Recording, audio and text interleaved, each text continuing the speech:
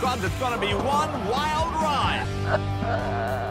Yeah, man, that clip right there is an excerpt from one of the most interesting shows you're going to watch, Heather B. But this is coming from a guy who's iconic, comedian, actor, writer, producer, former late-night television host. Seems like an all-around great guy who has a lot of fancy cars. The one and only Jay Leno was on the line. Jay Leno! Jay Leno! How you doing, my friend? Whoop, whoop, whoop, whoop. Yo, It's Jay. different up in here. Jay, man, look. I appreciate you. I appreciate you. I appreciate you calling me your friend. But I'm about to take that clip and put it in a sweeper and play it for all of my friends. That Jay Leno. Well, I appreciate that. Well, I'm sure you Mr. Oakland. Oh, man. Thank you, man. You say hello to Heather B. Hi, Jay. Hi, guys. And Tracy Hey. G. What up, Jay? Heather was almost on your show once, Jay. Oh, gosh. Sway What went did she do? straight to it. Okay, Jay, all right, here's the story. How you doing? Nice to meet you this way as well. So I got to go back a little bit to the year 1992. I was cast on a reality show that people dub as the first reality show called Real World. And the person that cast me on that show for the first season is a woman by the name of Tracy Fisk. Oh, yeah, Tracy. Yes, Tracy. So Tracy, who I love dearly, I haven't seen her in years. I just went to her kid's birthday party yesterday, yeah. Are you serious? Yeah, he's 13 now. Wow. Okay, so I got a favor now too. But please tell Tracy hello, because I have not seen her in years. She was actually the first person to hire me and put me on television. She cast me for Real World in 1992 in New York. So after that, we all sort of auditioned by phone to be on your show, the Jay Leno show, some of the cast members. So I was selected as well as Julie, and we were all excited we were going to be on your show, and then we got bumped. Oh, I'm sorry. It's my Jay Leno story, Jay, and I finally got to tell it to Jay Leno, so that's amazing. I'm sorry. That's such a rare story. Black people getting screwed. I can't. That's unusual. You never heard that before, huh? No, you never hear that. You never hear anything even close to that. So Not even close, Jay. Not even close. Man. Sorry about that. No, but thank you. It's a cool story. That's my Jay Leno story. And please tell great. Tracy Fisk Heather B says hello. I love her. She gave me I a will shot. do that. She gave me a shot. Hey, Jay, congratulations on the fifth season of Jay Leno's Garage. And Yeah, it's a lot of fun. We have a good time with this. It's just, the fun part about it is it's just people in their relationship with cars. I always tell guys, I don't care about your cocaine bust. I don't care if your movie sucked. I don't care if you get a divorce. I'm not even going to talk about that. Just what are you driving? What do you like? And, we just go out and tool around. And it's a lot of fun, actually. It's great. It's very informative because I was watching one of the episode on tonight, too, at 10 p.m. on CNBC. And I was watching the episode that you and Adam Carolla were. Right, yeah. What kind of cars were you guys? They were actually on a racetrack, Heather and On a racetrack driving some old Datsuns. Yeah, and some old Datsuns, Nissans, and just crashing into each other and having a good time.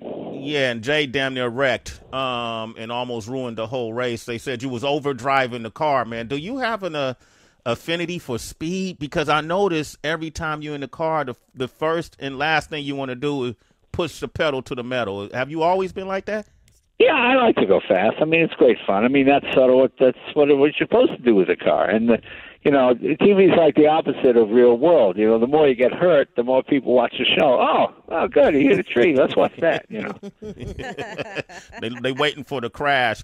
One of the things I also watched was an episode you put on your YouTube channel with Elon Musk. And early on, this is when the electric car still had. Oh yeah, this is like. What that is, 13 years ago, Elon came in my garage with his electric roadster. This is before anybody really knew what was going down, and we got to be friends. I'll tell you my story. We got to be friends, Okay, so I was nice to him. He was nice to me. We did all kinds and he gave me a cell phone number, and I said to him, I will never bother you. I will never call you. He goes, yeah, call me. Okay.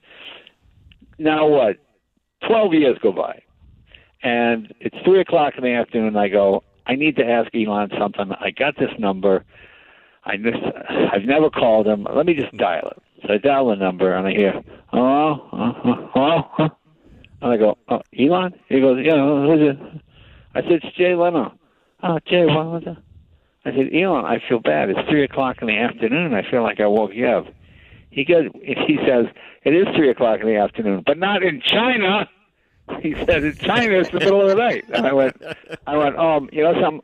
I said, you know something? I feel bad. I'm going to buy a car. Okay, I'm going to buy a car right now. Okay. So I bought a car from him. I felt so bad waking him up. So. And I love my Tesla. So it's all right. Were you one of those naysayers, though, to electric cars when that whole concept was being introduced? No, because I know the history. You know, back in the day, back in the turn of the last century, the 3 kind of power. We had steam power, you had electric power, and you had gasoline power. And each one was equal. Actually, steam was the big one because steam ran trains, steam ran buildings, people understood steam. So building a steam car, like same way you build a steam train, was fairly easy. Gas was the new one, and electricity had the same problem then it has now. People just ran out of range. But each one had a third of the market, and then the gas car just kind of, technology moved pretty quickly, and so that one won. But there were actually electric cars before there were gas cars. So a lot of people don't know that. So no, I've always been a big proponent of electricity, and I think a kid born today, there's a good chance by the time they're 18 will never have ridden in a gasoline car. Wow. Yeah, that's interesting you say that. Yeah. Jay Leno is here. Man, give him a round of applause for being here. You said something really, really interesting. I want to ask you about this because I remember when you first you came to do, I know you were filling in, but you came to do the Tonight Show. You came to do that show in 1992 when it was officially yours, right? Well, I was guest hosting from about 86 on. 86 on. And the whole big thing was Letterman and Jay Leno. That was the big versus right there. Who was going to rule nighttime TV? But there was this guy named Arsenio Hall. Yeah, Arsenio's my friend. I know Arsenio. Yeah, and you know, that was growing up. That was my favorite nighttime show. Well, he was very good. You know, I knew Arsenio when he was a young comic, and we got to be friends. And then when the whole thing started, all the rivalry got intense because the networks would run ads. Leno beats Arsenio, or Arsenio beats Leno, or Letterman beats them both, or whatever it might be. So there's a lot of competition, you know. So Arsenio, I'll tell you a funny story. Arsenio was real pissed at me, you know. There was a cover of Entertainment Weekly, I'm going to kick Leno's ass, you know, all this kind of stuff. So one day I'm watching Arsenio's premiere. And I think he had Brooke Shields on, and he said, this show is going to be about the music, it's going to be about the funk. You're not going to see Brian Manilow's ass on this show. Yeah, and the audience laughs and applauds. You know, woo, okay. So then, like, 4 months go by, and I'm watching the other shows to see what they're doing, you know. So I see Arsenio come on, he goes, tomorrow night on the show, Barry Manilow, you know. And I go, Barry Manilow. All right, so next day I call Arsenio's office. I go, it's Jay Leno for Arsenio Hall. And his assistant goes, he doesn't want to talk to you. He's mad at you. I said, well, just put him on. No, he wanted to talk to you. No, you know. So I said, just put him on. And Arsenio goes, what do you want, man? What the fuck do you want? What you bother me for? And I said, tomorrow night, Barry Manilow on the show. And he broke out laughing, and I broke out laughing. And that's when the feud pretty much ended because you realize in TV, you need every guest you can get. Mm-hmm. You know, when you make a pronouncement like, hey, you're not going to see Barry Manilow's ass on the show. And then he shows up because you need every guest you can get, and it was just pretty funny. And then from that point on, we were friends again, and it was great. Oh, that's amazing because it was iconic even for him to be black and have his own night show at that time. You know, people didn't think that could work. You know what I mean? Yeah, and you know, it was funny how people gave him such shit. I mean, I think his staff was like 65% black. Mm-hmm. And he was getting grief because I think some producer something was white, and it was like, well, you need people who did this before, you know. Yeah. You need people who have the experience, who've done it. You know, when you're doing the first black late night talk show, you probably didn't have any African American people running it. So, okay, so there's a few white people. But he got beat up on both sides, and it really wasn't fair. But truly a groundbreaking show, and that's the one that made Carson nervous. Carson wasn't nervous about me. Carson wasn't nervous about Letterman or any of that. But Arsenio had broken the mold and was doing something so different. So suddenly, Johnny Carson and the Tonight Show looked really old-fashioned. I remember Dana Carvey came out with a character he called Carcinio. He was an impression of Johnny Carson doing Arsenio, right here, and he would do all that. He would just sort of have Arsenio's mannerisms with Carson's voice, and it was really funny. And Carson hated it. Yeah, he didn't hate Dana. He just hated the fact that he looked old-fashioned now. So truly a groundbreaking program. And Arsenio's still on the road. Well, he's doing them. I guess he's finished now. He's doing Coming to America too with Eddie. Yeah, they got that coming out. I haven't talked to him in a couple of months, but still looks great, still funny, and a really good comic. He's one of those guys. He's just got that infectious kind of laugh and smile where he just makes you laugh, and a really good guy. Man, Jay Leno was here, and we're talking about Jay Leno's Garage tonight, 10 p.m. on CNBC. Trace, you want to jump in and say hello to Jay? Yeah, absolutely. Hey, Jay. I'm wondering, when you mentioned how for TV, you need every guest that you can get, especially for late night. I've always felt like host would be really good with helping the nation as a whole with our conversation skills, with our communication, especially a lot of us will make a judgment about someone else just based off of the surface. And as a host, you have to have curiosity at all times, even if naturally you may not be into the person that you're interviewing. Can you speak on some tips that you've learned through all of your years in nightlife that may just help the average person communicate with someone they're not interested in? Well, it's not a bully pulpit. You got to assume that people aren't necessarily interested in what you're interested in. I mean, you have to follow. I never let my personal opinion. I never said, "Oh, I don't like that guy." For example, I never cared for Trump, but when he was doing the show, I had him on. It's like, okay. It was all that goofy Jay is the number one show. It's the greatest show on television. You know the way Trump is. And I was never a fan, but we had him on. Okay, that's something you do. We did that with all the candidates. We tried to give everybody an opportunity. I mean, I like politicians. That was one of my favorites. I mean, I remember having Barack on when he was a senator. Nobody really knew who he was. He only just announced. And he came on the show, and he go, Jay, my name is Barack Hussein Obama. I'm running for president of the United States. And I said, well, I think you got a good shot. Let me see. Middle name's Hussein. You've been in the race for 3 weeks. You're a black guy nobody ever heard of. Yeah, you're going to win. You're going to be number. You're going to be elected twice. And, he was really funny, and he really laughed, and we had a great time. And the first time he came to the show, he came by himself. Just had his jacket over his shoulder, drove his own car, parked it in the parking lot, came in. He was a state senator then. The next time he came on, it was the first time a sitting president ever come on the show, the whole parking lot was tented.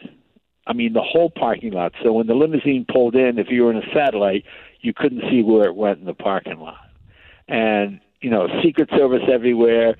Secret Service would come in like 10 days before the president showed up, and he'd go, hey, you, come here. You had a joint in your sock in 1978? Yes, sir. Okay, don't come in tomorrow. Okay, don't come in when the president's here. Okay. That kind of deal. And anyway, I had Obama's cell phone number because when he was a senator, So I was telling this. Then he gets elected president, it's like 6 months into the thing. And they said to somebody, I still got a cell number. And they said, you should call it. I go, well, I'm sure it's not on anymore. I don't think he still has that cell phone. They won't call it. See what happens. I go, no, I don't want to. All right, I call it. So I dial it. And they hear, hello, Barack. I go, oh, Mr. President. Yeah? It's Jay Leno. Hi, Jay. Look, I I'm going to destroy this number. I'll never call you again. Sorry to bother you. And then I took it. He still had the phone, and I took it out of my box. But he was he was a great guy, guy. Yeah, really nice man, really decent man. You know, that's what I always liked about him. He always saw both sides, you know, and he would always look for the. He always felt he could make progress with somebody, you know. I never heard him call anybody racist. He would say, "We have a difference of opinion, and I think we can work it out by doing that." Okay, you know, he didn't let the typical obstacles get in the way. You know, just a brilliant guy, just a great guy. Yeah, that's a real ancient style of politics now, Jay Leno. They don't make them like that too much no more. No, they don't. They don't. And it's just, you know, it's not even politics. It's just being respectful, you know, or kind or whatever. You know, you always leave a door open to try to represent everybody. And, of course, you fall into that thing when you try to be fair to everybody, then everybody thinks you're screwing that, you know. So that's a terrible job. Be a president. Jay Leno, make more a couple of weekends in Vegas, please. Jay Leno, man. How do you want to jump in with Jay? Yeah, I do. Really quickly, Jay. If you can, what is this connection with comedians and cars? Obviously, we see Jerry Seinfeld and his car collection. We've heard about your car collection for years. One day I told Sway I saw Tracy Morgan driving down the street in Manhattan with a chauffeur in a drop top Bentley. I'm just like, what in the world is going on with comedians and cars? Is there some kind of childhood connect? What happens? Well, with that? I think most comedians are extroverts, so you wouldn't be a comedian. And second of all, what's the most extroverted thing you can do is drive some kind of silly ass car, you know. I mean, so that's pretty much it. I mean, I like the technology, I like the history. It's my hobby. Some guys are into sports. I'm into automobiles. I'm in my garage right now. I'm into automobiles and engines and taking stuff apart, and that's what I like to do. You know, my mom always said, have a skill to fall back on when the show business thing doesn't work. So I think, okay, I can go in the car business, you know. Luckily, I didn't have to. But, yeah, I just think, you know, it's not so much as comedians. It's just people, you know. It's, you try to find that, like, we had Paul Allen, who's was the third richest guy in the world. He was Bill Gates' partner. He passed away now, but his dream car was a 73 Buick Electra, because his dad had one when he was a kid, and they would go to ball games and go for ice cream or something, you know, in this 73 Electra. And to him, that was a cool car, you know. Yeah. I mean, Seal and I did a really funny thing where we did it on Carpool Karaoke, where I took Seal into restaurants, you know, if we saw a couple, Seal would sing, you know, Kiss Like a Rose to them or something, you know, and then they would sort of interact, and it was really funny.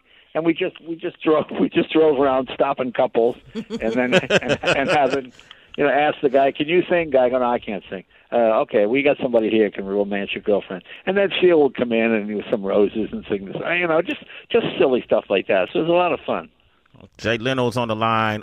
Jay Leno's Garage. I keep promoting it because I think people should see it. I actually saw tonight's episode, and it's great. It's so much information. I feel like I know cars. Hey, Jay, man, I want to thank you for coming on the show on Sway in the Morning, guys, bro. I appreciate it. Thanks for the plug. Absolutely. Jay, you a citizen. A Sway in the Morning. Okay. Thanks, guys.